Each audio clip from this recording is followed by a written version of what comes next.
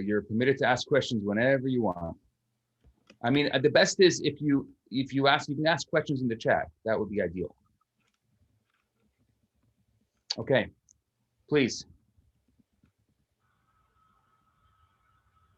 Okay, you're on. We're ready to go? Yep. Okay. Hi, everybody. My name is Yisroel Bernath. I'm coming from Montreal, Canada. I can't say that it's not cold here. It's already getting cold. We see the semblance of winter coming our way, even though it's always a shock. No matter how many years you go through it, it's always this shock. Winter is here. Boom.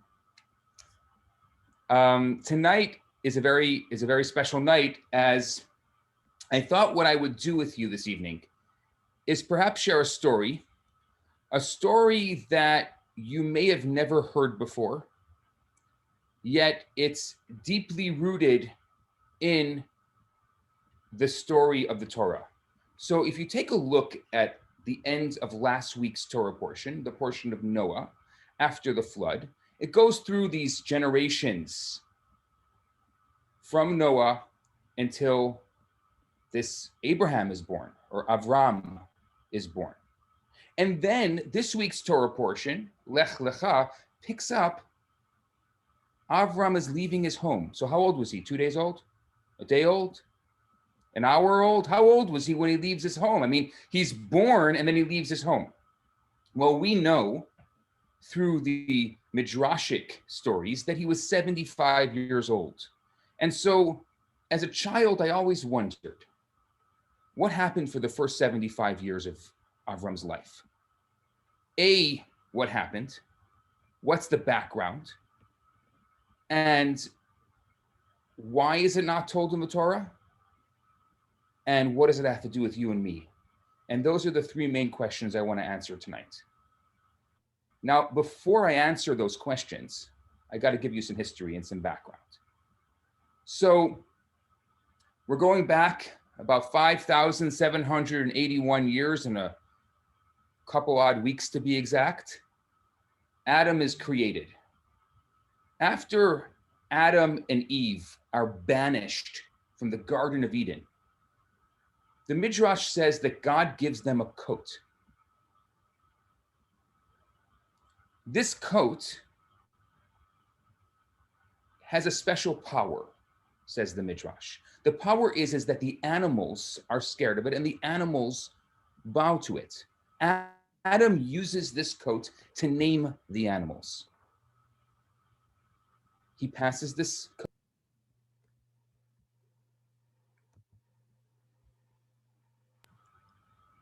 He passes this coat to his son Shem, who passes it to his son Seth, who passes it to his son, until it gets to Noah. When Noah was introducing the animals into the ark, the animals would come, and the Midrash says they bowed to him. And Noah only accepted animals into the ark that bowed to him. Actually, animals that didn't bow were left outside of the ark. Fascinating story. The Midrash relates that once the people knew that the flood was actually coming, they actually ran towards the ark and they surrounded the ark. And Noah said, "It's too late. I gave you 120 years. It took them 120 years to build the ark. I gave you 120 years to get into the ark. It's too late." And so they tried to get in. Well, the animals that didn't get into the ark, they attacked the people and the people ran away. Some of them devoured the people. We won't get into all the technical difficulties and details. So now Noah has this coat that was given to Adam. Noah uses it. It protects him from the animals in the ark. He's feeding the animals. Noah has 3 sons, Shem, Cham, and Yafet. The youngest one was Cham.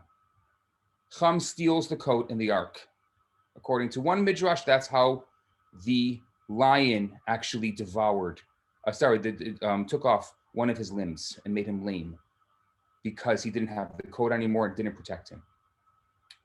Cham gives this coat to his son Cush, who gives this coat to his son Nimrod.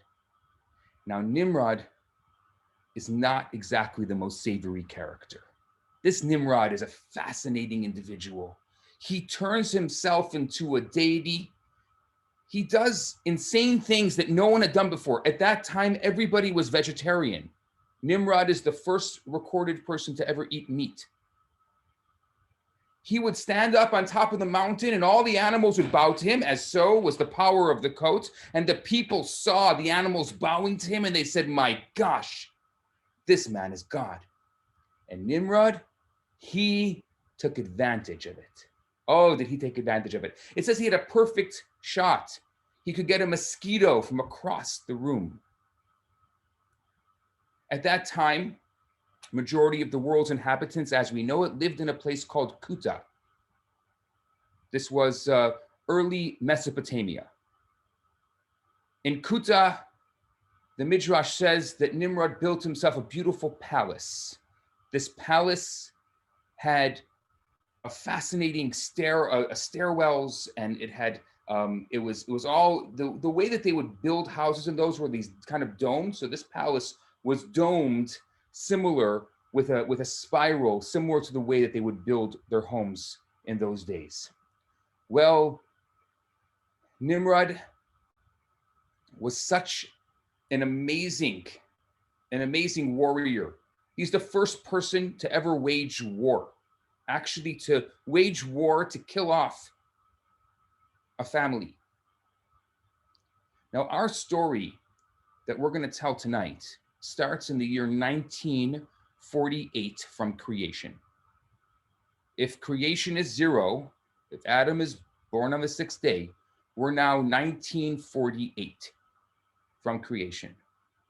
Fascinatingly enough, modern day 1948 represents a different time, which is a correlation. I'll have some fun tonight and I'll give you different correlations like that. Nimrod has a general, the captain of his army. His name is Terach. Terach and Nimrod, together with 450 men, they go to attack the family of Yefet. The family of Yefet lived in a city called Ram, and they attacked them and they killed out most of the family of Yefet. How many people? There's a debate in the Midrash, probably around 300,000 people were killed. Terach comes back from this great war, and he's all excited, the captain of the army. I'm going to backtrack a little bit. 3 months before this event that I'm going to tell you about, Nimrod has a dream, and it's a crazy dream. The dream is that there is a child that's going to be born that's going to overthrow him. So he does something that you may have, if you've studied the Pharaoh in Egypt, you probably have heard a story similar. He takes all of the women who are pregnant in all of Kuta, puts them into one area, and every child that's born is killed. Now, Terach is the captain of the army. He has royalty. He says to Nimrod, you're not going to put my wife is pregnant, but you're not going to put her there. No, you're the captain. Of course, I'm not going to do that. I'm not going to put her with the other simple people. And so his wife is exempt. His wife's name is Amatlai. Amatlai, Bat, the daughter of Karnava. So this Terach and Amatlai, Terach, now let's fast forward 3 months. She gives birth, and Terach comes back. She gives birth to a boy. He comes back from defeating the family of Yefet in the city of Ram, and he names this boy Ram, the father of Ram. In order to celebrate this great victory that him and Nimrod and their army have. Now, To celebrate the victory and to celebrate the birth of Avraham, he makes a party the likes of which Kuta had never seen. And he invites all the who's who of Mesopotamia to attend this party. He also invites the famed stargazers of Nimrod. Everyone. I mean, you weren't a nobody if you didn't have stargazers. I mean, my teachers used to say that I used to look at the stars. I figured probably it's a good job for a boy like me who's always in the stars. You start stargazing. But you were a nobody if you didn't have stargazers. The stargazers are walking out of Terach's house and they see an incredible scene. They see 4 stars. They see 1 star in the sky. All of a sudden, from that 1 star come out 4 stars. And that other star eats up the 4 stars and shoots down to Terach's house. The stargazers immediately interpret that as this little boy, Avraham, that's born, is the boy that Nimrod's dream was talking about. He's scared. In order to give you a little visual, so you're not just looking at my talking head the entire night, one of my dreams as a child was to create an animation. And it was just a childhood dream. I obviously grew up on the Disney films, but I never had anything that I thought was kosher. That was something that I would be able to, show my children or to be able to be proud of on a more of a biblical level. So 14 years ago, I set out to create an animated film, and it was released 10 years ago. Exactly 10 years ago this week. So it's the 10th anniversary of the release of the film. It's done quite a bit. It's gone pretty far and wide. It was ended up being bought out by one of the subsidiary studios of NBC. And what I'm going to do for you tonight is, as I'm sharing the rest of the story, I'm going to put the film on silent. For those of you who want to watch the film with the actual sound, there's a link up that you'll be able to view it later on, or maybe some of you have already viewed it. But for tonight, for my discussion with you, I'm going to just put it on silent. I called it Young Avraham, from the ancient stories of the Israelites, or a tale from the Midrash. And you'll see the film kind of starts, again, Kuta, Mesopotamia. Remember, they built those domes, but we wanted to kind of get a feel for what Nimrod's palace looked like and who he was. So we did a lot of research on the kind of look, the look and feel of this ancient Mesopotamian city. The film opens up where I'm holding in the story, with the stargazers leaving the house of Terach after this great celebration for his son. And they see this incredible scene that I just described to you in the sky. A shocking scene. This is exactly how the Midrash puts it.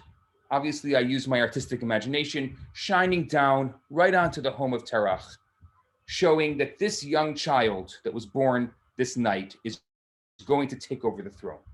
Well, obviously the stargazers, look, Terach is God, Nimrod is God. If Nimrod is God, he already knows this. So if we don't tell him, think the stargazers, we're in trouble. And so the stargazers run to tell Nimrod that this child that's born to Terach is going to take over your throne.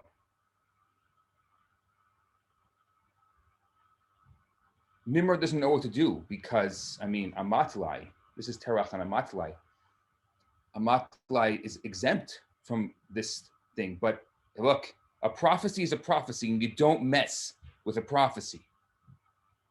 Now, Terach is so proud. One of the fascinating things I think about this world that we really don't understand is that there was a great desire for idolatry. People would worship stones. They worship stones. That was what it was. That was a world. Like we worship money today, our idol is money. Their idol was stone. It's so hard for us to really even relate to what that means, worshiping stone. Can you think about that? I mean, people would think the stone created me. So we're so removed from that, but we're not really removed from that because we worship money that same way. I don't know if it created me, but we worship money. We'll do anything for money. Money is life. Time is money. What we do for money today. Well, they had that same desire for idolatry. So Terach goes to serve the idols, to thank the gods for this great victory. As he's serving the idols, the guards from Nimrod come and say, Nimrod wants to see you. Now remember, he just finished a celebration. He's all elated. He made a big party. And now he is invited into the throne room of Terach. Of course, Nimrod wants to celebrate. He wants to congratulate him.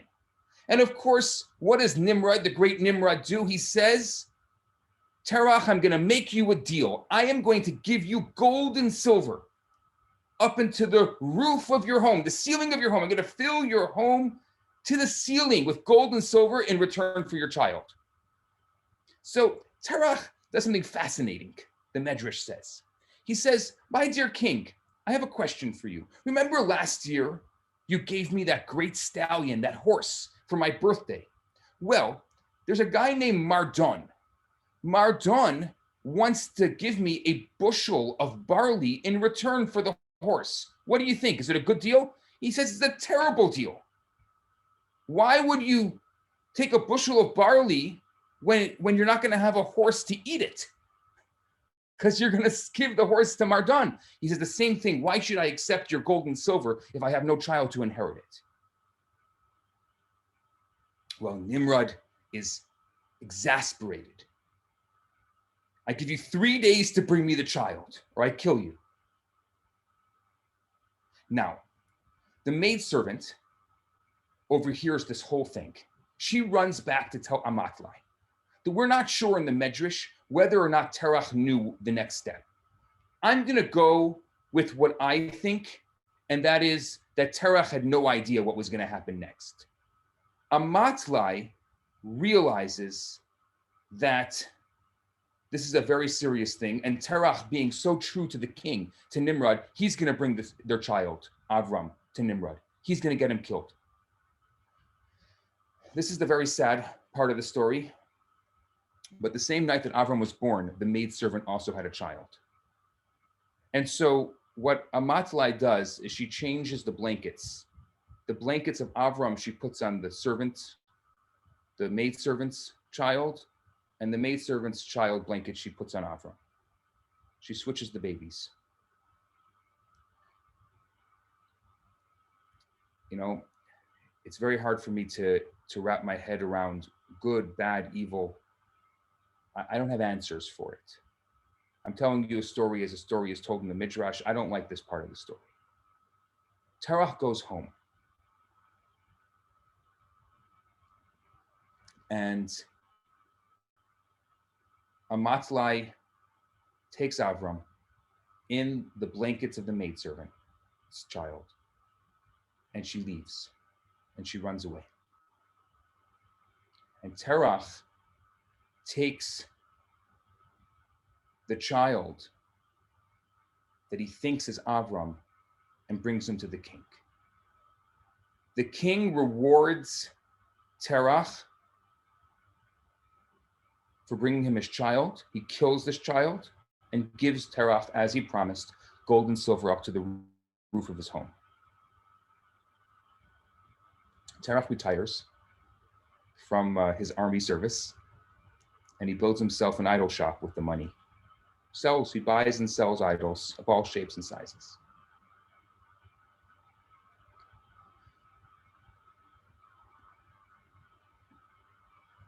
You can see here in the film, Terach is taking the maidservant's child to Nimrod.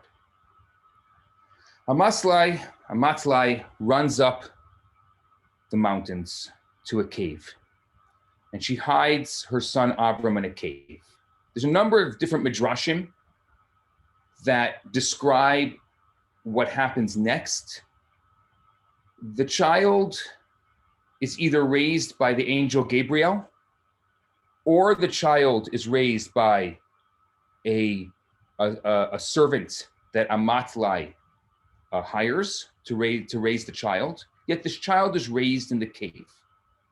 There's a great debate in the Midrash as to what age he was when he ventures out of the cave for the first time.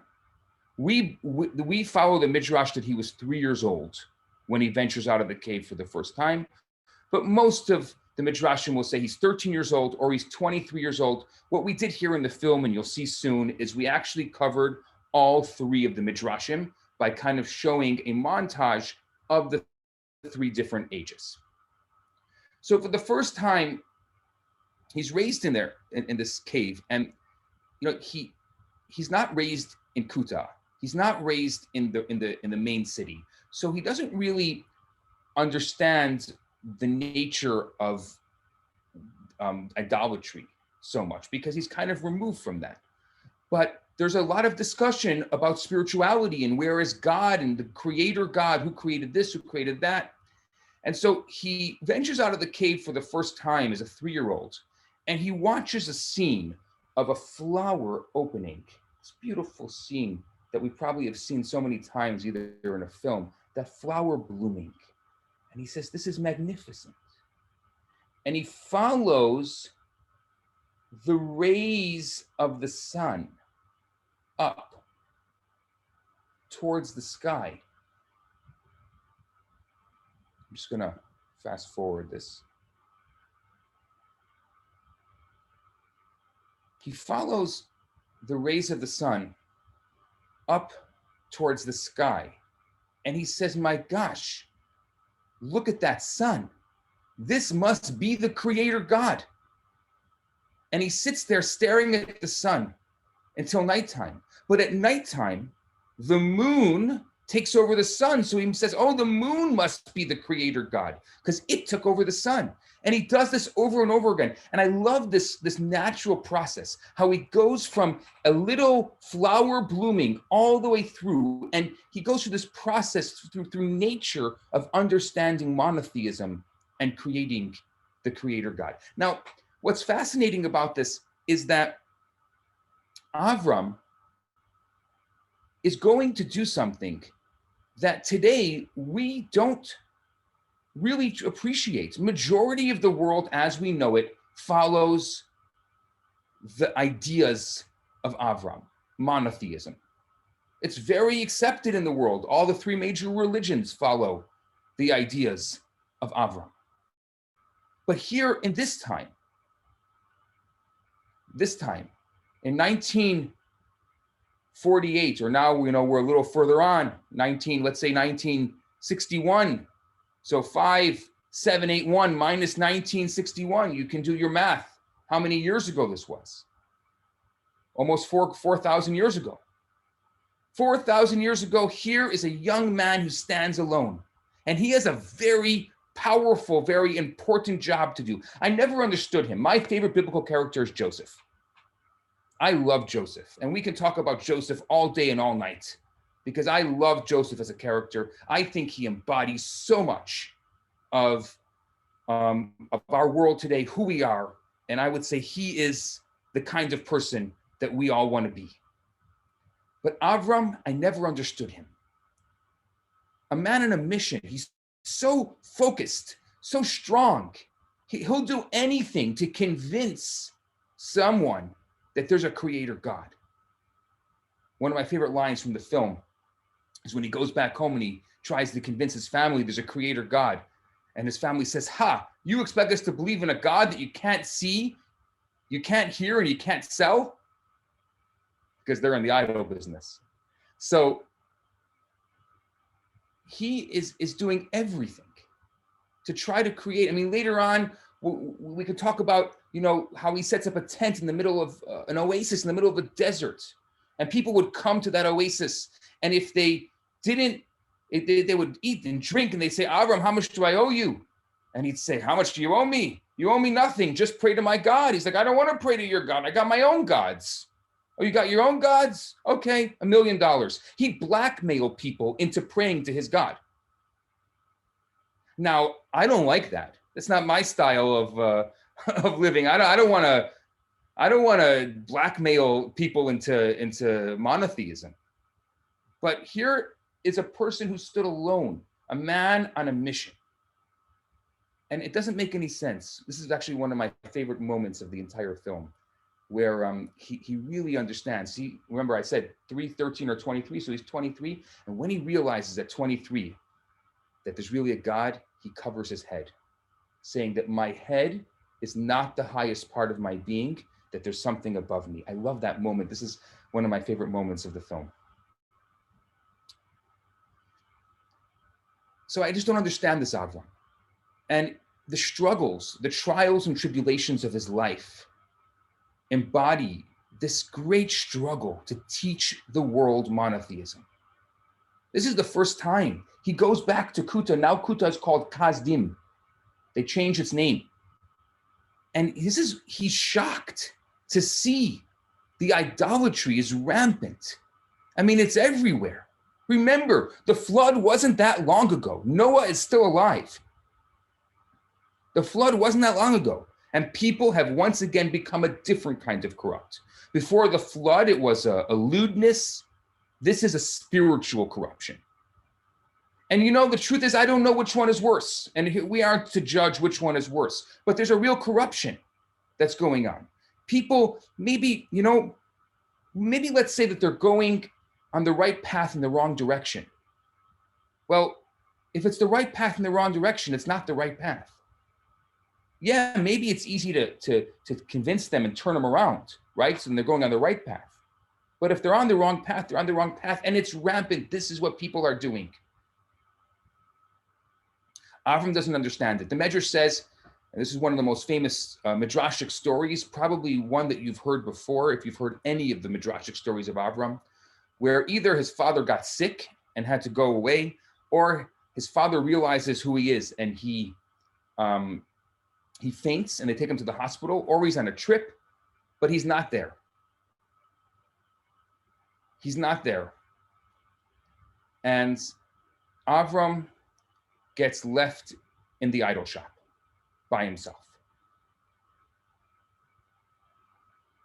Now, the Midrash tells a number of stories of different people who came into the idol shop.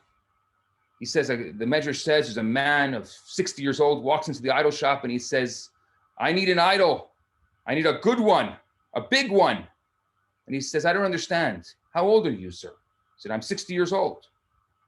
And you want to purchase and pray to an idol that my father made yesterday? You're 60 years old. And he convinces him not to buy it. Another woman walks into the shop. Here, this woman walks into the shop and she says, my idols were stolen. My idols of protection were stolen. I want a new idol for protection. So he turns to the woman and says, if they can't protect themselves, how do you expect them to protect you? And a number of people, the Midrash tells a number of stories of people that come into the idol shop. Finally, a woman comes into the idol shop with a se'ah. It was a classical measurement of the time of flour. And she wants to serve one of the idols, the flour. And so Avraham, it says the whole time as he's there, as people come in, he would give them different demonstrations. You know, he would demonstrate. He's like, oh, what kind of idol do you want? He's like, oh, I want this idol over here. And he would smash the idol as they would look at it. And he started smashing the idols.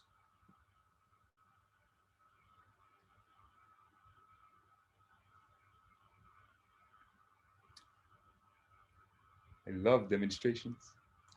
So I did a lot of the voices for the film also. Anyway, I'm sorry. For those of you who didn't see it before, you'll have to see it with the audio. It's really fun. It was really fun to create. It took 4.5 years to create this film.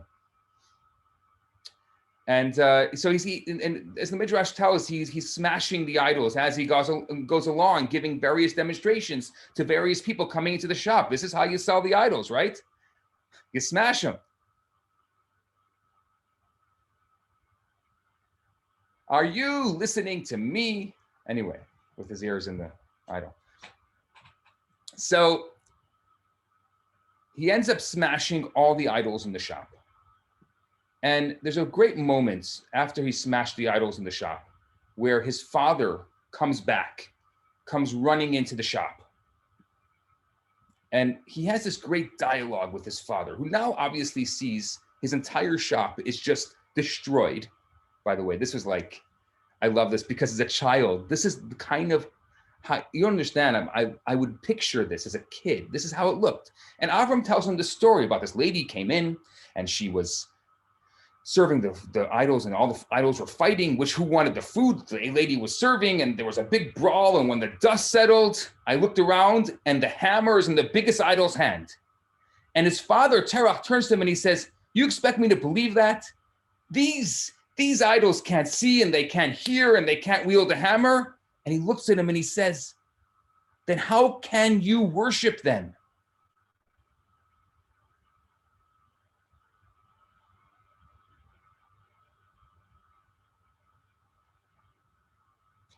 And Terach realizes the prophecy was true. There's a debate whether Terach turned him in or the guards came and arrested him, or Avram himself turns him in. But we'll go with this very interesting Midrash where Avram actually turns himself in. So he goes through the streets of Kasdim. Remember, Kuto was turned to Kasdim, and he's taking these idols and he wraps these smashed idols with a rope, and he's going around the streets saying, "Useless idols for sale. Who wants a useless idols? They can't see, they can't hear, they can't do anything for you. They're completely useless. Who wants them?" And he takes that idol all the way into the palace of Nimrod, smashes all the idols in the palace of Nimrod. And then he has this amazing course back and forth. Nimrod finally does this thing in front of all the people at Nimrod's party. Nimrod kind of turns himself into his god. He says, "I'm the god." He says, "If you're the god, then why can't you make the time stop? If you're the god, make the sun rise in the east and set in the west. If you're a god, then you should know what I'm thinking right now." And he does this very funny thing. Nimrod realizes that this is the kid. And so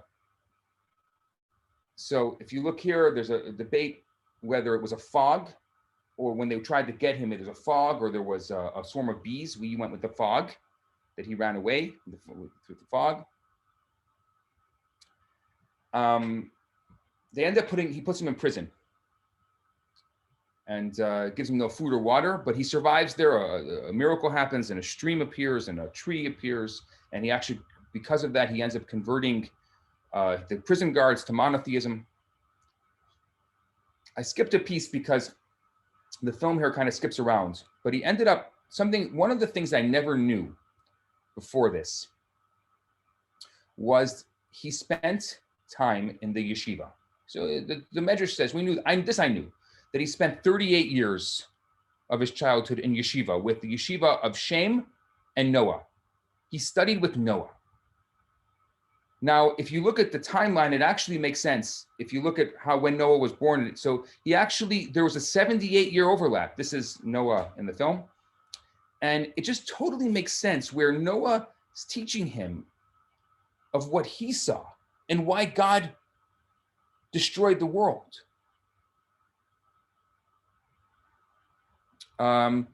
According to I had a question here. Can you please give us more background about when this yeshiva started and how long it continued?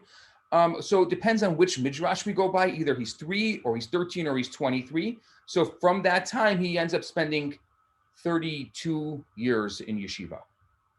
So at some point, so let's say in best 30, 23 plus 32 is 55. Let's say that he's 55 when he leaves yeshiva.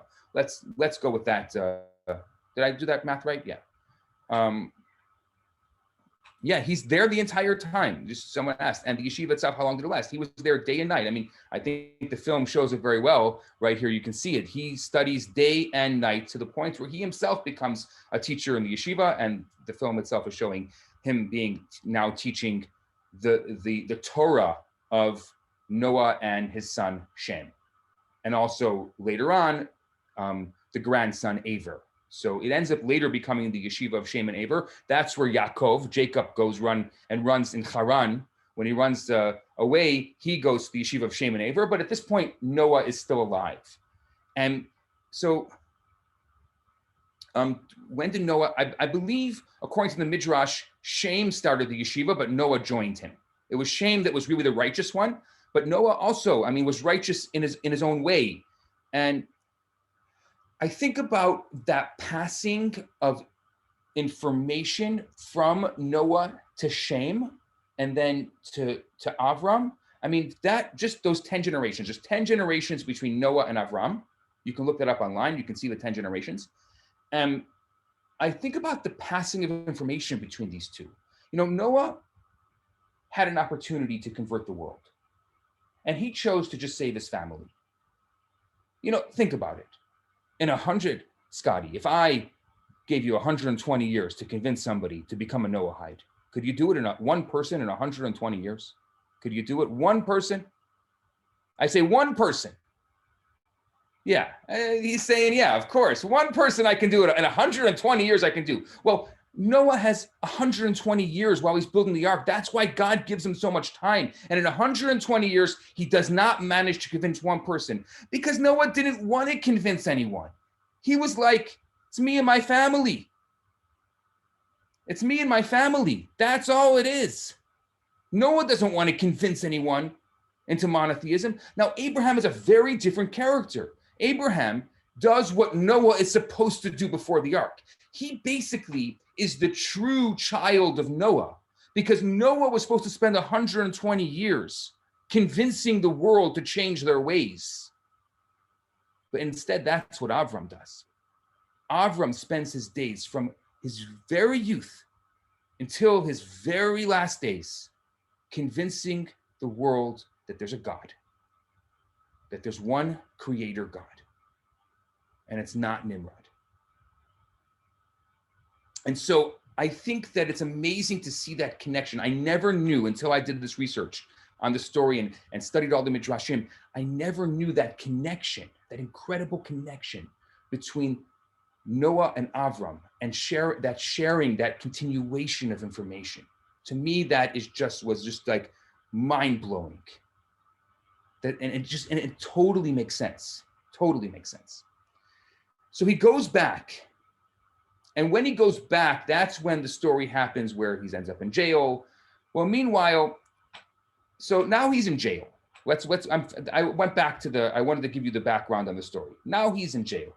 Now Nimrod decides he is going to show all of the world that he is truly God by killing Avram. He's going to kill him in front of all the people.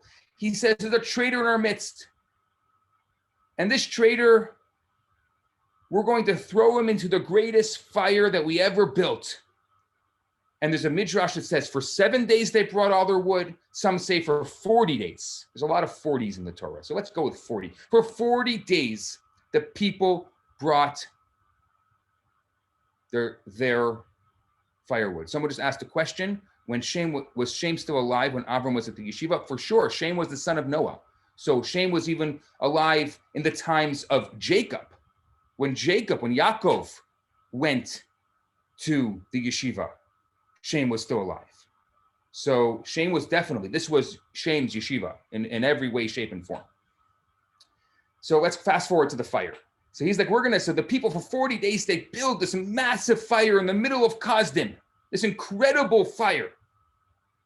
It's unbelievable. So much that anyone that goes near it is killed. That's how much. Out comes Nimrod, makes a big speech in front of all the people before they light the fire. Remember, he had a perfect arrow.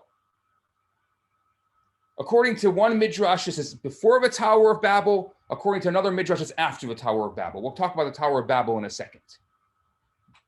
But he shoots up the arrow to the sky. During the Tower of Babel, it says, the Midrash says he shot up an arrow and it came down bloody to show that he said to the people that he killed God. But this time, he'd shoot up arrows to the sky and they come down. This one, he took a lit arrow with fire and he shot it up to the sky and it came down and it lit the fire. And out come these 8 men and they're carrying Avram. It's unbelievable. Everyone's watching how they're going to take the traitor and they're going to burn him. They're going to burn the traitor. This is fantastic. Well, They march towards the fire, and the 8 men collapse dead. And there's Avram laying there chained by himself. So they have to take a rope to kind of pull him out of the fire because everyone's gone. And anyone who went near the fire was killed. Now, something fascinating happens because I'm going to go to the verse in the Torah that talks about the fact that Haran died before his dad. Now, Haran, which was the brother, right? Avram had 2 brothers, Nahor and Haran. And Haran was a sorcerer, or so they thought he was a sorcerer. So Nimrod thought that maybe this whole thing with Avram surviving in the fire was sorcery. Now, at this time, Haran wasn't sure if he believed in Avram's God or not. So what Haran does is he says in his mind, if Avram survives the fire, then I'm going to believe in Avram's God. If he doesn't, I'm not going to believe in it. So when he sees Avram surviving the fire,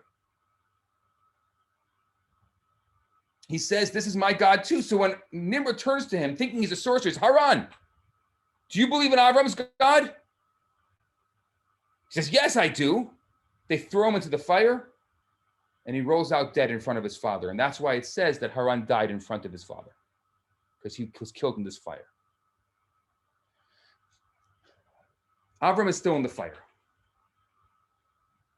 I'm just going to fast forward here. I apologize, I can't show you the whole thing, but you can watch it on your own time. Avram is still in the fire. First of all, how they get him into the fire is they catapult him in, because there's no other way to get him into the fire, because nobody can go near it. So they catapult him in. Here we showed Nimrod throwing him, but they catapulted him into the fire. And everybody goes home. 3 days later, they come back. One Midrash says a cloud had covered Avram in the fire. Another one says a garden in the fire. We went with the Midrash to the garden because it's just more aesthetically pleasing. Sorry. I probably think it was more like a cloud, but come on. Garden or cloud, which one would you pick? You know what I mean. Sorry. I still have, still got to do the visuals. Come on. So they come back and they see this guy, this Avram, he's in the fire and there's a garden. Nimrod can't believe it. He's got to see this for himself. This is unbelievable. He said, this is sorcery. This is insane. 3 days later, he's still in the fire. So they send, it says he sends the soldiers in to get him. The soldiers die. He sends the next group in, they die every time. So finally, he has to convince Avram to come out of the fire. Avram comes out of the fire, and everyone bows to him.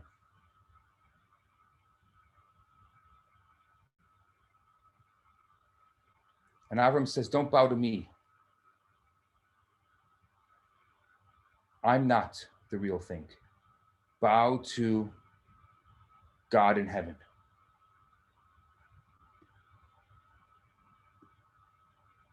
And it says that for 2 years, at that point, even Nimrod bowed to God in heaven. And the people of Kasdim, which they now changed to Ur Kasdim because of the fire, they changed to Ur Kasdim, they destroyed all their idols. They threw them all into the fire. And this went on for 2 years until the story of Avram leaving, which opens our Torah portion. And there's other interesting stories we can talk about this guy Rakyan and the Pharaoh in Egypt. And that is the story between Noah and Lech Lecha of the Midrash, the first 75 years of Avram's life, because Avram is 75 years old when he leaves his father's house, spends 5 years in Haran, then goes on to Canaan, and later ends up in Egypt. What's also fascinating about it, if you look at the path that Avram takes, he does the entire width and length of the biblical land of Israel, which in its own is fascinating, because in those times when you bought a piece of land, the way you would acquire the land is you would walk its width and its length. And so Avram, in his journeys, if you actually take and look at the map of Avram's journeys, I have an amazing book here. If you've never seen it, I'm going to show it to you. I like the fact that I'm sitting here at my library. You can see at least part of my library. This is about, I have 9 bookcases here, but this is only about a quarter of my library. So I have this Bible atlas that I bought. It's from 1825. I love some of these old, I have a lot of these really cool things. So you can see, this is, I wish I could show this properly to you, but this is the original biblical Canaan. And Avram, actually, you can see the journeys of Avram and Canaan, how he walks the entire biblical land of Israel in his journeys. There's so many more things. We can just go on all night on the various elements and making those kind of synapses and connections for you. I'm going to end the formal part of my talk here. And I know you probably have questions, and I'm happy to take your questions. If you didn't see the connections with our world today, then I don't know what to tell you. Just the connections and thinking about Avram's life, and from Mount Hermon to Gaza. Yes. The walk actually is from the Nile to the Euphrates. Really, that's the length of it, and the width of it is from Mount Hermon to Gaza. Okay, the next, here's our first question for the evening. Well, first question post my talk for the evening. Are there any other movies like this in the pipeline? This is so beneficial, informative, inspirational to us as Noahides. Is there also a way for us to share as a family and friends? So you're welcome to share it with family and friends. I didn't tell you anything. This is not, but you have a link there that you can share with your family and friends. Absolutely, it was my honor. It only cost $1.8 million to make. So I don't know if is there another one in the pipeline? Not of this caliber. This was just my childhood dream, and I fulfilled that dream. I wanted to do more. I know. Thank you, Wayne. We need that. More and more and more. But it was my childhood dream that I fulfilled. And I actually am working on a lower budget film right now. I did one on David, which unfortunately got tied up in some legal battles, so never came out. And nothing to do with me. I don't deal with all the legal stuff. And when you deal, unfortunately, in the world of film, that's what ends up happening. And I'm doing one now on the story of Shimshon. So that's going to be coming out. There's a really great Jewish Orthodox kids like Netflix called Tovedo, Toveedo. So I'm doing a number of films for them right now. They haven't, none of them have come out. I have just the audio of it for now, but it's coming out soon. We're going to be doing some. They're lower budget, but we're going to be doing some stories based on the Midrash for them. I also produced an audio Bible. So, and one of my thoughts was to actually do like an audio, as if it was a film, but an audio version of it, as if it was in like an animated audio Bible. So that was one of my thoughts. I may end up doing that. It's definitely lower budget than doing a full film. What else? What are your thoughts on this? How old was Shem when Avram went to yeshiva? Well, let's take a look at the timeline. If Avram was born in 1948, let's get our very important index of Jewish history. These are very important books to have around. See, well, let's take a look at Shem. Shem, I believe Shem is born in the year 8. He's born in 1558. Is that right? How is that possible? Enosh. Yeah, Shem is born in 1558. And Avram was born in 1948. So Shem is 490. Let's say Avram goes to Yeshiva at 23. So Shem is 513 when Avram goes to Yeshiva, and he dies in his 900s. He's 917 when he dies, I believe. So if I'm just doing this off the top of my head. So he's around for he's around for a lot of it. Shem is around for quite a bit of it. Even through the children of Jacob. I think he dies maybe right after the first or second child of Jacob is born. So he sees a lot of it. There's a couple of interesting people who see quite a bit of all these stories. One of them is Og, the king of Bashan. You've heard of Og? Og is a giant. It says, the Midrash says that the Nephilim, the fallen angels, you may have heard of them. He was one of them, and he survives the flood. We don't know exactly why he survives the flood, but he survives the flood and he's killed by Moses. Think about how many years that guy lived. But according to the Torah, Methuselah is the oldest ever lived. He lived to 969. So I don't know. We don't know. I mean, Og survived the flood. It's in the 16s and 2-4. I mean, yeah, Og's got to have lived. You know, the Exodus of Egypt is 2448. So that's already 800 and something years. I guess it's not 969. So Og lives like 969. Where does Nimrod's coat end up? It's a very good question. Where Nimrod's coat ends up. According to one Midrash, that was a Technicolor coat that Jacob gives to Joseph. The coat keeps on coming back over and over, according to one Midrash. Who killed Nimrod? Did Rebecca give Joseph the coat? No, Jacob gave Joseph. Oh, yes. Rebecca gives the coat to Jacob. That's right. Thank you. This is the coat. Rebecca gives the coat to Jacob because that's how he gets the blessing from Isaac. And then Jacob gives the coat to Joseph. And then obviously the coat ends up in the hands of the brothers and then is brought back to Jacob. I don't know what happened to it. It was full of blood because the brothers put blood all over it to show that Joseph was dead. So I don't know what happens. We don't hear about the coat after that. Who kills Nimrod? According to one opinion, Nimrod is killed by Tuval Cain.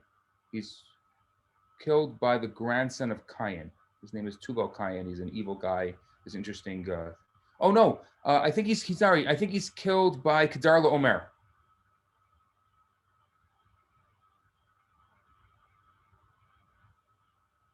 I don't think Esau killed him. I can double check. Again, I'm just doing it off the top of my head.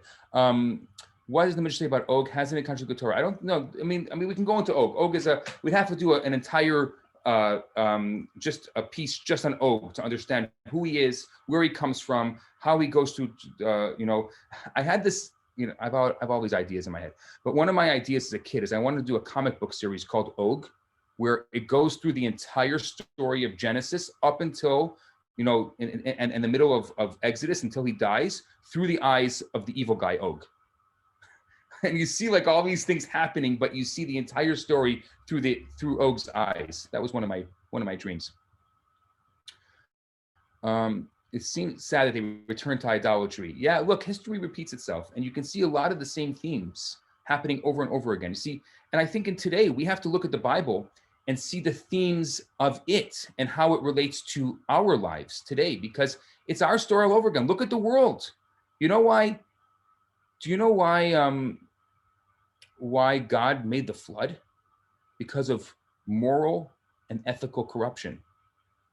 Do we have to talk any more than that in our world today?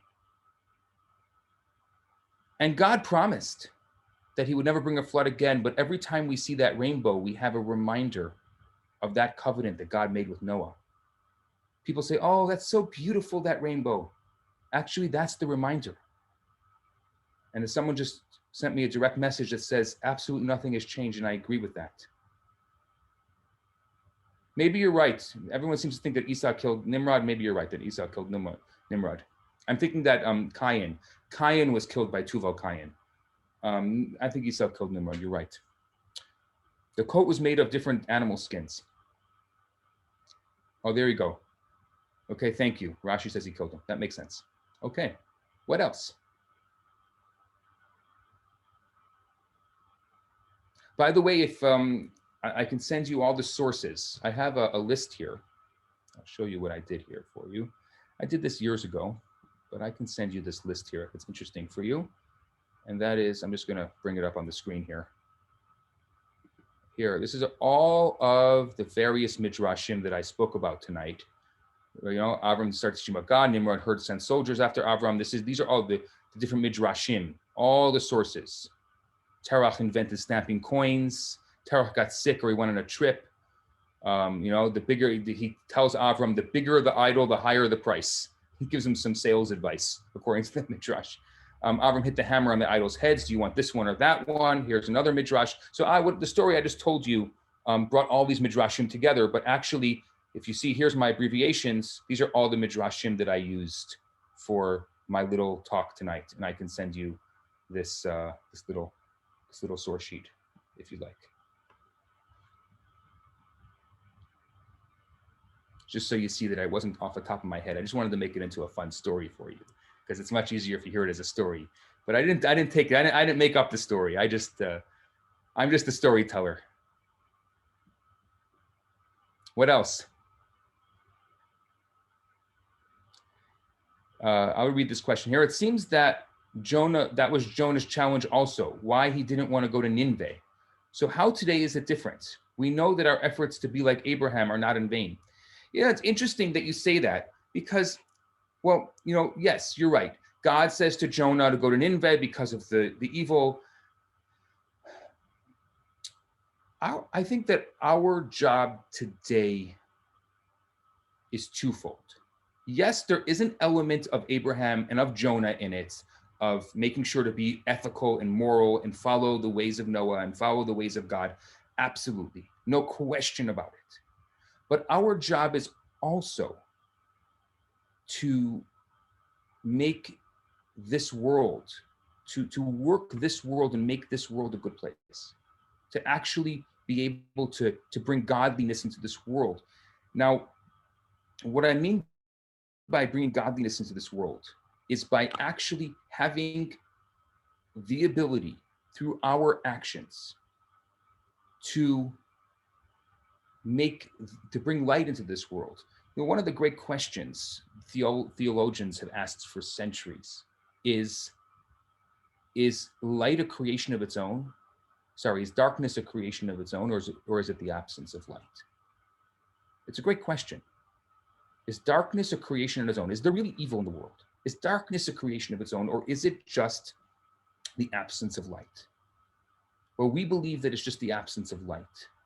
And the moment you flick on that switch, it looks like the darkness never existed. That's our job.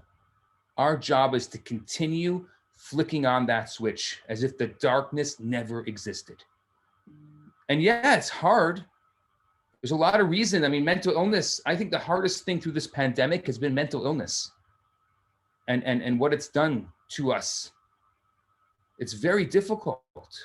The quarantine, the difficulty in our lives, we must continue to look at the light, to see the brightness in everything that happens.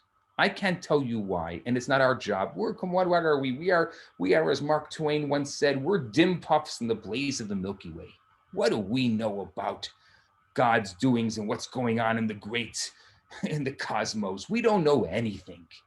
Come on, just because I didn't see it means it doesn't exist? We don't know anything. But what we do know and what we can control is how we react to the situations and the things in our lives. That is all we really have control over. How do I react to the situations in my life? What happens in my life? How do I react to that? That's our job.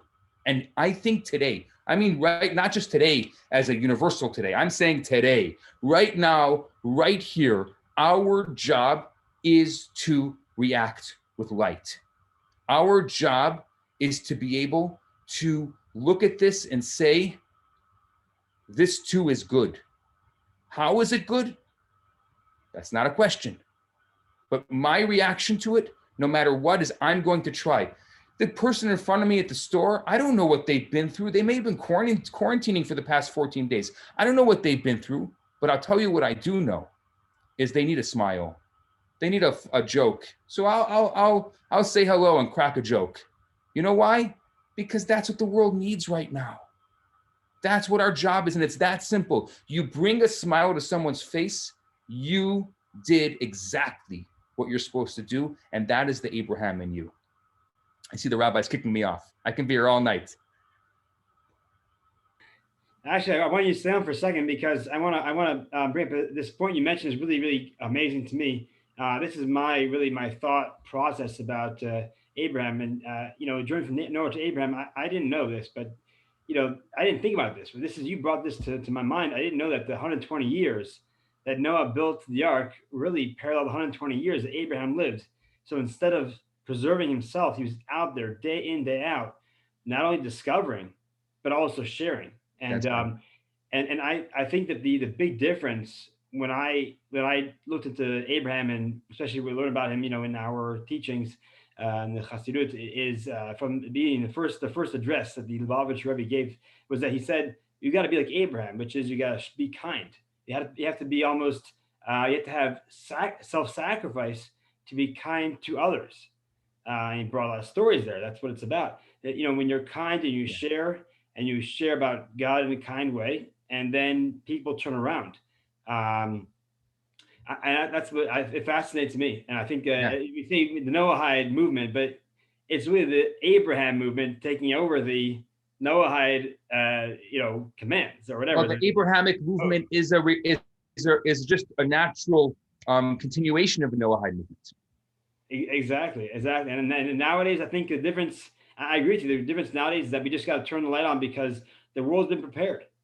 People are waiting to hear this. They've been thousands of years. They've heard about this, and now there's a film about Abraham. It's even better, So it's all obvious. This is all common sense. I didn't tell you anything you didn't know already. It's all common sense. That's how open and that's how real this is from the world. It just, oh yeah, duh. Obviously, this is the way, of course, we think, oh, everyone always thought like that. That's why when we look at these people who are bowing down to idols, we're like, who are these people? What are they doing? You really think that stone created you? Come on. Some good salesman.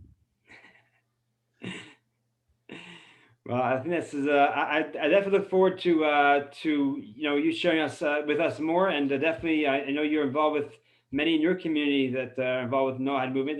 That's beautiful, and definitely there's people around the world here. On this session right now, we have people all the way from Kenya and all the way from all around the world. It's fantastic, and I thank you all for joining today.